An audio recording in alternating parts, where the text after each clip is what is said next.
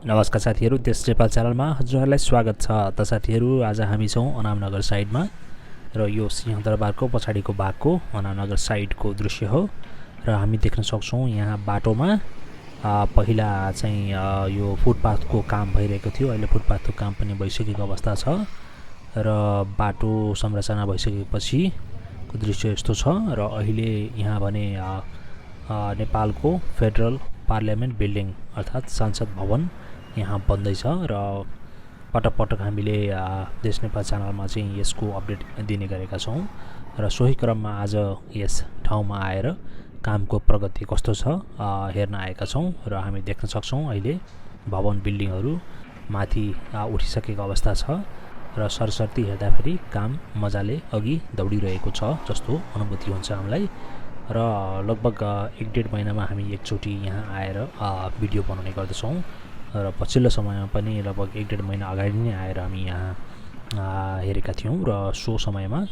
काम र अहिलेको काम हेर्दा कामले निकै प्रगति पाएको हामीलाई अनुभूति भएको छ र भविष्यमा पनि हामी यस प्रोजेक्टको भिडियो बनाउने नै गर्नेछौँ साथीहरू। तसर्थ यदि देश नेपाल च्यानललाई हजुरहरूले सब्सक्राइब गर्नुभएको छैन भने आजै गरी नजिकैको बेल आइकन पनि थिच्न नबिर्सनु होला भन्न चाहन्छु।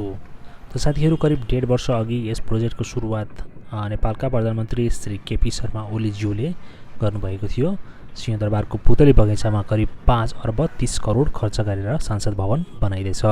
यस स्थानमा 2वटा मुख्य हलहरू हुनेछन् जसमा अप्पर र लोवर हाउसहरू, पार्लियामेन्ट सेक्रेटेरिएटको अफिस, पार्टी अफिसहरू लगायत पार्लियामेन्ट्री कमिटीका कार्यालयहरू पनि हुनेछन्। 173 रोपनी क्षेत्रफलमा फैलिने यो परियोजनाको 45% बिल्डिङले खानेछ भने बाँकी खुला ठाउँ हुनेछ जसमा पार्किङ र गार्डनहरू हुनेछन्। 700 गाडीहरू पार्क गर्न सकिनेछ भनेर प्रोजेक्टले भनेको छ। आशा छ छिट्टै बानेश्वरबाट संसद भवन सिंहदरबारमै सारियोस्, काम अझै तीव्र गतिमा अघि बढोस् भन्दै आजका लागि म बाबुरामसोती देश नेपाल च्यानलबाट बिदा हुन चाहन्छु। धन्यवाद अनि जय नेपाल।